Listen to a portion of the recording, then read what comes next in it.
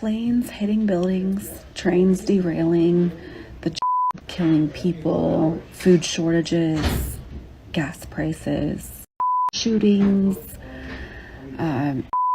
Island, they're gonna get him. We're gonna get the list. It's coming. It's so coming. Right around the corner, the Q thing, which pulled into that one. Always waiting for the Q drop, waiting for the next thing around the corner. Now you got Trump talking about smart cities, and it's all crazy lies. And now what is it? Yesterday is aliens. The live court appearances, or the court appearances or hearings of congressmen fighting for our rights. The court hearings of the murderer that supposedly murdered his whole family, and now everyone's watching every day to find out what the next thing is. All Jesuit, Nazi. It's all propaganda. It's a show. It's not real. They're all actors. There's actors on TV, and that's it. If it's on TV, they're actors. So that's a journey that's gotten me here. And not everyone's on the same journey. If you see my face and you say, oh, she's crazy, that's okay. That's just your journey. That's where you're at right now. And maybe I plant a seed, or maybe you laugh about what you saw, and that's okay either way. But where I'm at right now, I realize that it is all of it. Acting, from politics to movies to all of it. The presidential debates, the actually going to vote. Whoa. The red versus the blue, the like I said, it's killing people, or is it not? Or all of it. All of it is just to keep the peanuts, for the people at the circus, and keeping it away from up here, the mind, the brain, for it to be quiet and to think on who we really are and how special we really are, and that we're not flying through space at Mach 88, almost going to crash into whatever. Every day we could possibly crash into something, and now there's aliens coming here.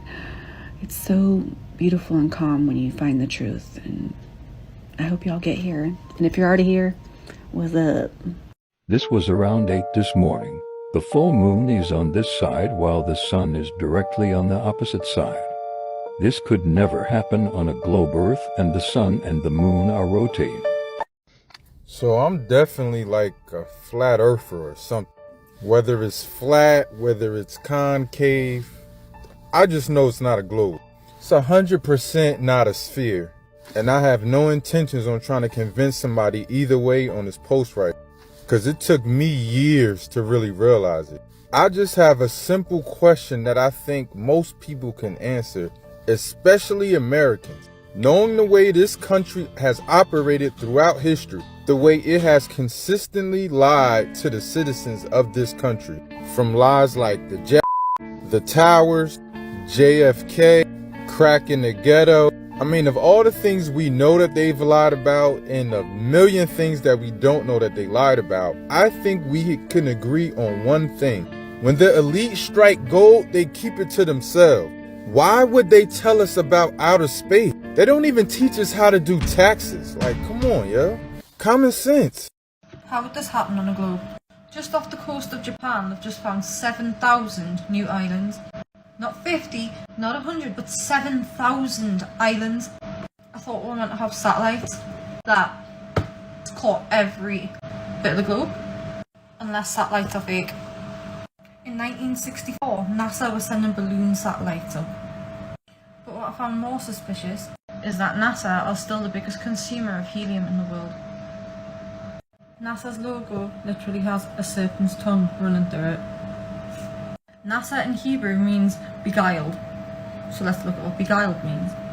To charm or enchant someone, often in a deceptive way. Which leads me on to my next topic. This is an official NASA document on the derivation and definition of a linear aircraft model. Read this summary. This report documents the derivation and definition of a linear aircraft model for a rigid aircraft of constant mass flying over a flat, non-rotating Earth. So, we're supposedly orbiting the Sun at 66,600 miles per hour. 666. I mean, come on. We can't exactly go to the edge of the ice wall, can we? Why might that be? Do you really believe this man went to the moon? Like, seriously? Wake up. So NASA's space missions are all named after gods. Yes. Yeah, so we got Project Mercury, Gemini mission, and the most popular Apollo. Yes. Which is, I mean, you start putting all this together. Yes. It's so amazing. NASA also says the speed of the Earth's orbit is 18.5 miles per second, which is 66,600 miles per hour. Keep going. The curvature in 1 mile squared is 0.666 feet. Mm-hmm. And the axis tilt is 66.6 degrees. Yes. I have an entire page of this on my phone. Literally. It's crazy. The surface temperature of Neptune is 6 times 6 times 6. Pluto's orbital velocity is 4.6666 kilometers per second. I can go on. Yeah. And on and they all, on. Like I'm more. So if nothing else, it's at least for you to open your eyes to be like, okay, let me. When you start hearing these things, it's just yeah. This is interesting. So, okay, NASA will tell you that the Earth orbits around the sun, right? Yes. It's not the sun. We are moving around the sun. Yes. But the Bible says the Earth is unmoving. That's Psalm 75:3. He holds its pillars firm. Has a pillars, it doesn't move. So that is opposite to what NASA tells us.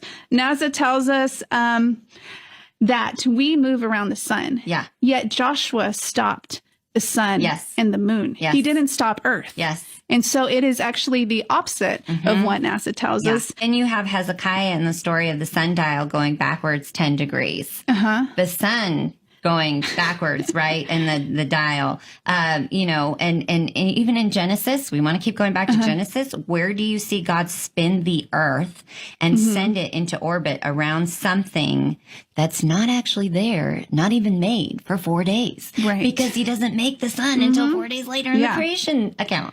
Job 26:10 says he inscribed a circle on the face of the waters. So the question is, how do you inscribe an orbit? Right. Well, so that whole thing about the heavenly luminaries move, not, not the sun. Psalms 19, I think it's 1-6. The heavens declare the glory of God, and the firmament showeth his handiwork. Day unto day uttereth speech, and night unto night showeth knowledge. There is no speech nor knowledge where their voice is not heard. Their line is gone out through all the earth, and their words to the end of the world. In them he set a tabernacle. Oh, there's so much good stuff I learned about the tabernacle. We're not going to, so amazing. For the sun, which is as a bridegroom coming out of his chamber, and rejoiceth as a strong man to run a race. Ooh. His going forth is from the end of the heaven, and listen, and his circuit, this is speaking of the sun, unto the ends of the earth, and there is nothing hid from the heat thereof. Sounds like the sun is moving in a circuit or circle, not the earth. Okay, you were bringing this up. There are over 60 scriptures that reference the sun and the moon and the stars moving. And do you know how many references there are to the earth moving or spinning in an orbital or otherwise motion in the Bible? How many? 0. Yeah. None. Hi, I'm a Christian and a conspiracy theorist who believes in the flat earth. And I don't believe that dinosaurs ever existed or that the earth is millions of years old. Okay, thank you, bye. So how will I explain the seasons changing and whatever else you're asking? Okay, look, my dear. This is the Gleason's map, created in 1892. Might I add that this is a scientifically and practically correct map. So if you know anything about Roman numerals, then you know that this is a 1, a 2, a 3, and so forth. It ends right here at 12. Starts back over at 1 and ends again at 12. So they tell us that there's 24 hours in a day. But when you break it down, literally, it's 12 hours in a day. The first 12 hours, the last 12 hours. which this would be night. So if the sun is on this side of the world for 12 hours, these people would be experiencing daytime. And that means that these people would be experiencing nighttime. Until the sun makes its way around here for 12 hours, then they would be experiencing daytime and they would be experiencing nighttime. Pretty simple. Here's where the seasons come in. So if you look down here, you know what, I'm gonna have to zoom in. All right, look here, it says the December solstice. This right here is the center, this is the North Pole. And you see how far away the sun is. Where is my hand? Where is my hand? Okay, well, you know. You see how far away the sun is? That would mean it would be winter time over here because the sun is far away. Now, this is the June solstice. And as you can see, the sun is closer to the center, which means that this is now summertime. The sun came closer. And on the outer countries, it would now be wintertime because the sun is further away. So let's just say my finger is the sun. When my finger or the sun is touching all of these countries right here, they are experiencing summer. Now, when the sun starts going out here, now these outer countries are experiencing summer, and the center, the northern hemisphere, is experiencing winter. This is what the different routes are for the sun. Yellow is summer, orange is spring, fall, red is winter. This would be winter, fall, and finally, summer. So this is basically what it would look like. As you can see, everything the sun touches is day. And yeah, I hope that answers your question, Batty Matty. Oh, the lies we are told and believe because we fail to recognize them by using our own logic and critical thinking. I'm a retired Navy SEAL, sniper, scout sniper, and scout sniper instructor. I fancied myself at a time as being one of the best snipers in the world, certainly one of the best scout snipers in the world, which includes more than shooting, but also skillcraft. Some others would agree. The Coriolis effect is bullshit. The theory is that with the Earth spinning on its axis in a direction of east to west, you would have to compensate for the spin of the Earth when shooting in a westerly or easterly direction. When the bullet would reach the target would either have risen or have dropped based on the spin of the Earth. Shooting north and south would be no difference. It wouldn't have an effect. But on a mission, if that were true, I would have to compensate at varying degrees, whether shooting between north and south, or correction, north and east, east and south, south and west, or west to north. Never once did I compensate for the Coriolis effect. And we were driving nails, or at least hitting a man-sized target in the kill zone at 1,800 yards consistently every time. Along with other lies told about our universe and the nature of it, the Coriolis effect is total BS. Certainly, a bullet drops when at distance dramatically because the velocity is decreasing. But as far as the spin of the Earth goes, no effect. This is probably one of the greatest proofs for me that we live on this and not on any of these. So get this. This is a heliocentric model. And so what they are saying is that we're spinning at 1,000 miles an hour. We're chasing or orbiting around the sun at 66,600 miles an hour. And not only that, we are going through an infinite universe at 500,000 miles an hour. So we are literally corkscrewing, spinning in an infinite universe right now. And they're saying never to return where we were before. These are the Georgia Guidestones, and it had a little hole drilled into the center stone right here. And well, if you were to look through that hole, you would see Polaris, our North Star.